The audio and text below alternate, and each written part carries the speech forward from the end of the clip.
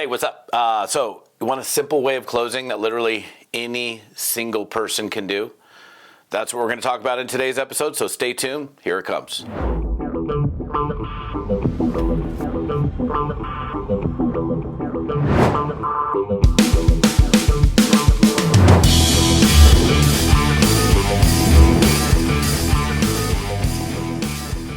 Hey, what's up, my friends? Todd Falcone here. Welcome back to another episode. Today, we're going to talk about my favorite way to close, okay? So now I'm talking specifically in the network marketing and direct sales space. I know I have people that follow me that are in traditional sales, and a lot of what I'm going to be sharing with you in this episode will work for that as well, but this is really designed for people that are in direct selling, network marketing, multi-level marketing. So now, first of all, I got to get this out of the way. If you don't think you're in a sales business, you're wrong, okay? You are in a direct sales company. If you're a network marketing company, multi-level marketing company, even if you're not part of the party plan crowd, you are a direct seller. That means you're selling direct to consumer as an independent distributor, independent representative of that company. So you are in direct sales. In fact, there's an organization called the Direct Selling Association, not the Direct Sharing Association. So yeah, let's just get out of the way. So you gotta embrace that you're in sales. Now, is this traditional sales? No, it's quite different than traditional selling. But nonetheless, having some selling skills can be advantageous. In some cases, having some selling skills can be disadvantageous. I won't get into that in today's episode. But more often than not, good solid communication selling skills is going to aid you in getting better results as a network marketer. So, and I can't imagine that you don't want to close more business, right? There's nothing more frustrating than reaching out and putting people through the information, and you did it to 100 people and not one sign up. I mean, that's got to be like irritating. It's kind of like, what's wrong with me? Like, what's going on here? Lord, please help me. There's something amiss. So we want to fix that. And I truly believe that what I'm going to share with you in today's episode is something that anybody can do. It's not difficult. It's not hard to comprehend. It's not complex.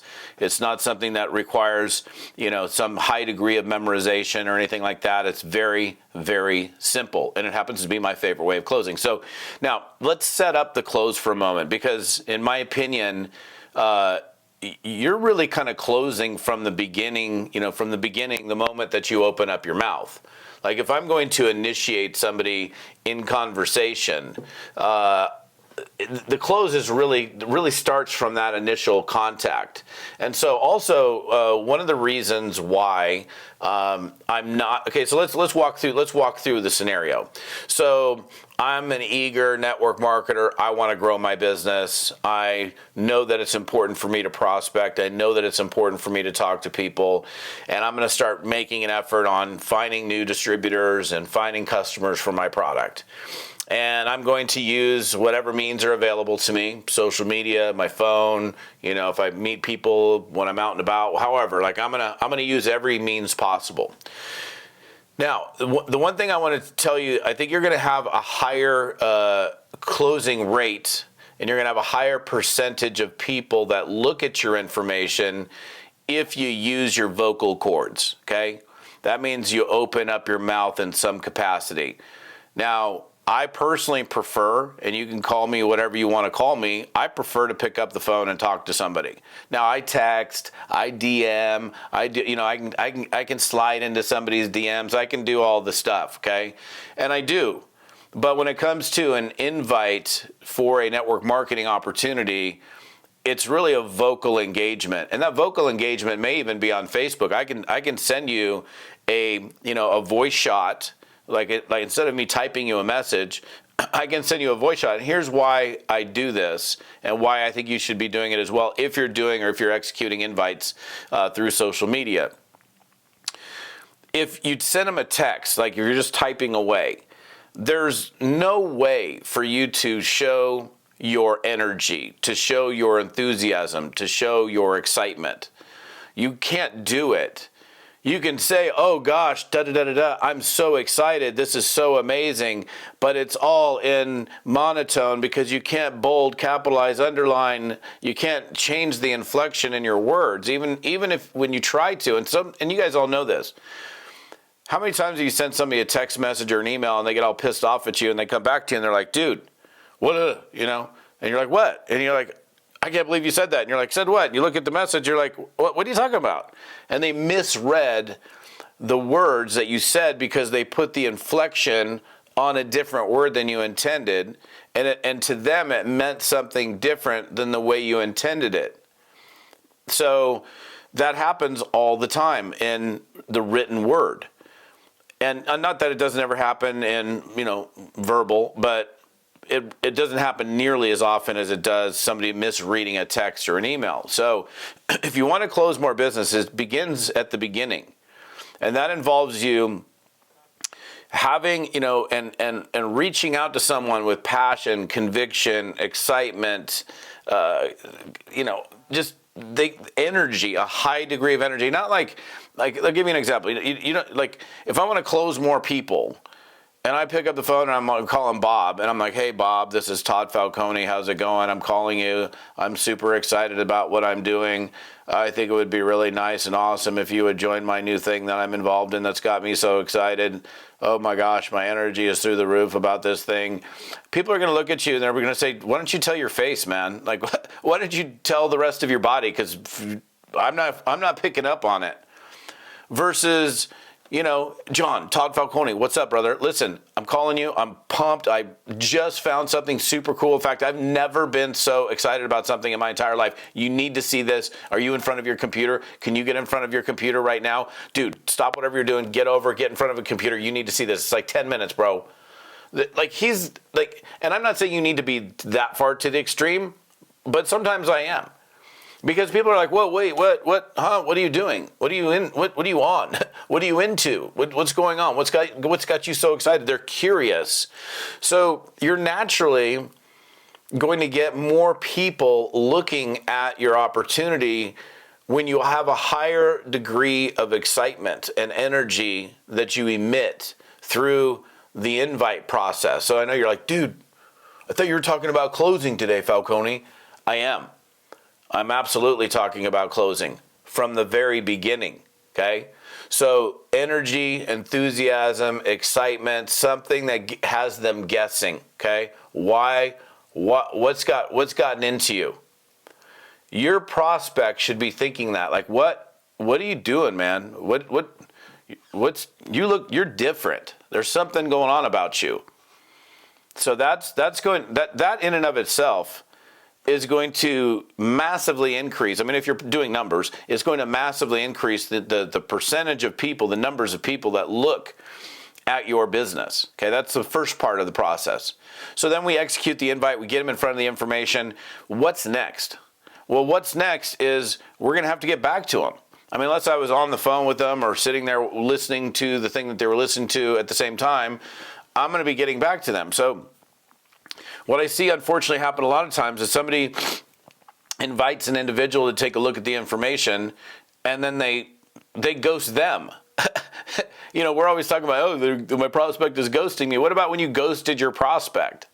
When you reached out to the person and you were all excited, you're like, hey, man, I got this thing. Check it out. And you get them in front of the information, and then you call them back a week later. So if you call them back a week later, they've already had plenty of time to think to themselves, well, where's Falcone at? Like, I thought he was excited about this thing. I was excited. Now I'm not even that excited anymore. I mean, is he even committed to this thing? I don't know if I want to work with a guy that's like really not committed to something. He said like he was really excited, but then I never heard from him until 5 days later. You guys get the drift here? So that's a problem. So, and again, I told you it's something that anybody can do. Nobody's going to sit here and go, dude, bro, that's rocket science, man. No, it's not. It's super easy. It's a matter of being excited, enthusiastic, passionate, convicted, have that pump, have that fired up attitude, followed by being prompt, being on time, getting back to the person in a very timely manner, I'm not going to go into a full-blown training in today's episode on follow-up, but bottom line is you need to be getting back to somebody like immediately after they've looked at the information. And I would even be like, hey, John, Todd, or Bob, Todd, listen, I'm not going to change the names. Bob, Todd, what's up? Hey, look, when you, okay, let me back up 1 second. I'm going to send you this video. It takes you 12 minutes to watch the video. When can you look at that video today? And you're like, today, now, I can look at it now. Okay, cool, I'm calling you in 15 minutes. Or I can't look until this, 4 o'clock when I get home from work. I'm like, okay, good. I can call you at either like 4:30 or 5:30. Which one works better for you? And you're going to call them at 4:30 or 5:30. You're not going to ping them on a text and go, hey, dude, did you like it? Is it cool? You're going to pick up the phone and you're going to call them. And then you're going to be able to and then you're going to have the same kind of energy. Hey, pretty awesome, isn't it? What did you like the most about what you saw? Listen, do you have any questions that I can address for you? So that first step of energy, excitement, passion, conviction, prompt follow-up. Now, by the way, in that follow-up that you do, again, if you want to aid yourself in closing more business, I don't understand why more people don't do this. Like I can tell you historically, without exception, the person that did this the most always made the most money, always recruited the most people, and that's utilizing some type of third-party validation. Third-party validation, that's hearing from another person who's like them or similar to them, and they're not just hearing from you, they're hearing from this other person. It's like, wait, here's this total stranger that I don't know has kind of an interesting background, similar to my background, who has had really good success with this. It's really worked well for them. Oh my gosh. All right, so now I'm my friend and this other person. Okay, there's something magical about that. And what happens is, there's some people that are like, oh yeah, three-way calls, shwee calls, and they're like it's a thing of the past. It's not. In fact, if anything, it's like these things are in our hands 24 hours a day, 7 days a week. Back in the day, some of you guys don't remember this, you couldn't reach a person unless they were at home and they were attached to a wall. And now it's just like, oh, we can reach them anytime, anywhere, at any place. People sleep with these damn things. It's right, like when I go to bed, it's on a charger right next to my bed. I left the house the other day I went to go meet my wife for lunch. I left the house without my cell phone. I can't remember the last time I did it because I felt lost. I was like, wait, I was sitting in the restaurant waiting for my wife and a couple other people to show up. And I'm like, what am I going to do with myself? I would normally be checking email or whatever I'd be doing on my phone. People are attached to these things. So if you're still thinking they don't, three-way calling, look, you can do three-way call. I prefer a call. Here's why. You don't have to plan it. I can be on the phone with you, my prospect, and like, hey, do you have any questions? Well, yeah, I do actually. I'm like, hey, bro, hang on for a second. Bang. I can just flash over and grab, an expert on my team who knows more, has more experience than me, has a better story than I do, and immediately bring them back. That's probably the number one reason why that's more advantageous than, for example, setting up a Zoom. Zooms are great because it's eyeball to eyeball. You can see each other. There's something pretty magical about that. But you'd have to kind of set that up. You're like, hey, let me get you introduced to my guy or my girl. I think you guys would vibe well together, and somebody you're going to be working with anyhow. When can we hop on a Zoom for 10 minutes? And there's something powerful about that. So I'm not nixing the whole Zoom idea. I think they're great. But the three-way call is powerful. And if you're trying to do this all on your own, you're just being foolish, man. Like, why would you want to do it all on your own when you can bring a person in who can aid you in closing more business? I'll tell you real quick. I had this dude, Ed. I worked with Ed for, probably 5-6 years. And I was pretty new to network marketing. It was right after my first 2-year stint where I made no money. And I'm in this new company.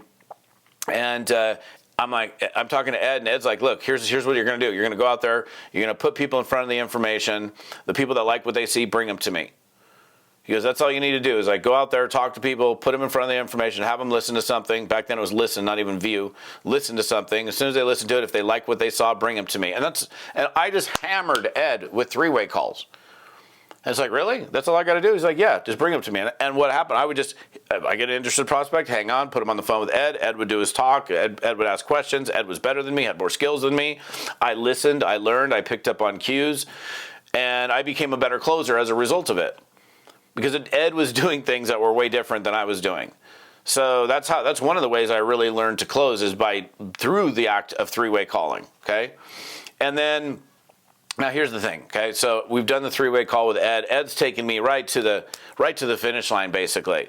All right, and now you're on the and Ed, see it, bye. And now you and your prospect. And now let's say at some point, what happens is they're going to ask questions like, oh, how do you do this? How much does it cost? Now, if they ask how much does it cost at the tail end, that's very different than asking, well, how much is it? And they haven't even seen it. So if they ask how much does it cost at the tail end, they're like, okay, I'm interested in this. How do we go about doing this? So you gotta be listening and paying attention and not be so focused on what you're gonna say next. If you listen to what your prospect says, they're going to give you clear buying signs. And then here's my magical, mystical close, okay? This is going to be very difficult for you guys to understand this. It's incredibly comprehensive, scientific, calculitic. No, I don't even know it. I don't even know if calculitic is a word. So this is super easy. This is my close. Now, here's the thing. In traditional selling, there's all sorts of different types of close. Trial close, either or close, puppy dog close. And, I think there's advantages to knowing some of those. But honestly, I don't ever use any of them. I know them because I've studied selling my whole life. But here's how I close. This is so ridiculous. We get to the end. They're still there. So they looked at the information. They were there on the follow-up.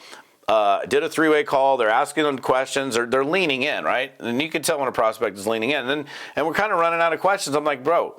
And if you don't say bro and he's not your bro, don't say bro. Dude, don't say dude if you don't say dude.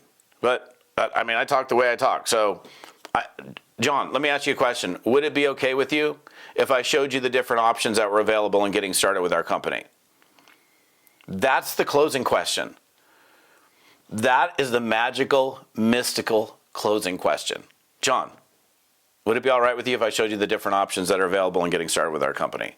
Pause, silence, shut up. And then they're going to go, yeah, I've done this thousands of times. And I've never had somebody know, dude, that's not cool. You can't do that. By the time we get to this part of the process, so it's an easy segue into a sign up. I would almost go as far as say, instead of it's a close, it's a segue to a sign up. Because it's just a good transition point. You're running out of questions. Hey, let me ask you this. What did you like the most about what let me back up. That's the first question I ask after they look at the information. Would it be all right with you if I showed you the different options that are available in getting started with our company? Now, here's the thing. You have to know the different options that are available in getting started with your company. And you have to know what they mean to them. You have to know what's in them, but you have to know the benefit to them. What's in it for me, right? So, like you could sit here and go, oh, you can get our entrepreneur pack, gets you 5 boxes of this, 3 boxes of this, canister of this, a bag of this. That doesn't mean anything. That's what's in it, but what's it going to do for them? So my suggestion to you, strong suggestion, is get intimately familiar with the packages that your company provides. Typically, most companies have like a free option or free or $49 kits, and that's the bare bones base way to get into a network marketing thing. There are a lot of disadvantages to that because they don't have any product. They probably are missing out on certain tools. They might be missing out on certain. They have to earn their way to a higher compensation because there's just a lot of reasons why that's not good. I don't know too many people that end up succeeding in network marketing that come in and play the game completely free. So then let's say you have the $199 pack, which is called whatever, and the $599 pack.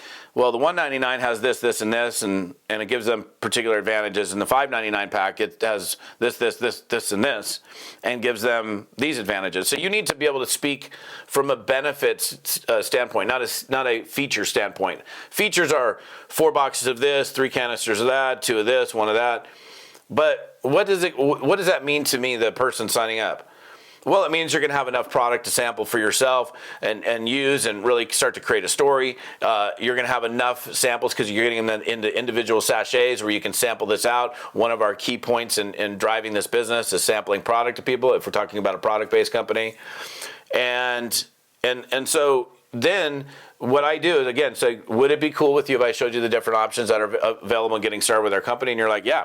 I'm like, awesome. Okay, cool. So there's this, and this. Now, I will even say And by the way, these bigger packages, in some of your companies, it might be even more than that. So you have $49, you have $299, and you have $799. That's pretty common, right? So the $799 Superstar Entrepreneur Pack has more bells and whistles, more stuff than the $299 or the lower one. And so you, again, need to know what those are. And hey, even if your brain's not that good, that's totally cool. You can put it on a little cheat sheet and have it on your desk so you can, like, refer to it if you need to. It's not that big of a deal. So then I'm laying out the 3 different options.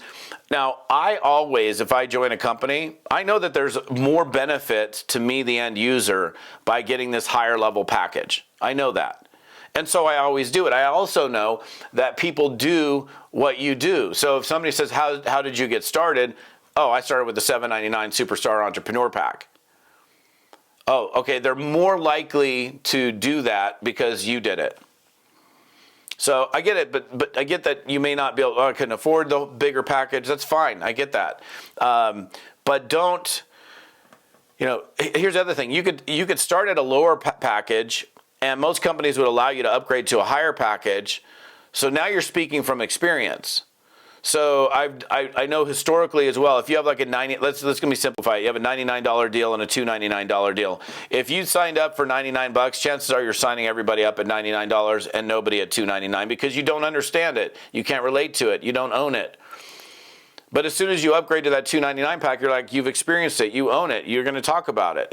That's just the way it works. So again, this way of closing, okay, is not hard. Let me just back up for a second. What do? We come in with pump, excitement, enthusiasm, conviction, energy, high energy, not leaving them guessing as to whether or not we're feeling pretty cool about what we're doing. We're like, this is life-changing, man. I'm excited about what I'm doing. Okay? And then we do the invite. We get back to them quickly, as soon as possible. It shows commitment. It shows, wow, you are serious about this. Wow, you are really excited about this versus waiting 4, 5, 6, 7 days or 2 months before you get back to the person, which is like, hey, is this guy even interested? Is he committed? They're not, and by the way, again, people follow committed people. And then, perfect time for a 3-way call, an opportunity for you to learn, as well as push that prospect closer to, push is probably not the right word, but bringing them closer to them making their own intelligent, informed decision for themselves. And then the key closing question is, hey man, would it be all right with you if I showed you the different options that are available in getting started with our company? You need to know what those are. Lay those 3, 2, 4, whatever the options are. How do you see yourself getting started? And boom, go. That's it. That's not hard. Any of you guys can do this, and it will help you be a better closer. So, all right, podcasters, what's up? I love my folks on audio. Appreciate you guys. If you're on my YouTube channel, what's going on YouTube? All the stuff is over here, toddfalcone.com/episode 262. That's this episode. So come on over here. Love to hear your comments. Love to hear your feedback. And hey, if you want me to train on something specific, you're like, Todd, will you train on this? Can you address this? I'm happy to do it. So toddfalcone.com/episode 262. And I'm out. Have an amazing day.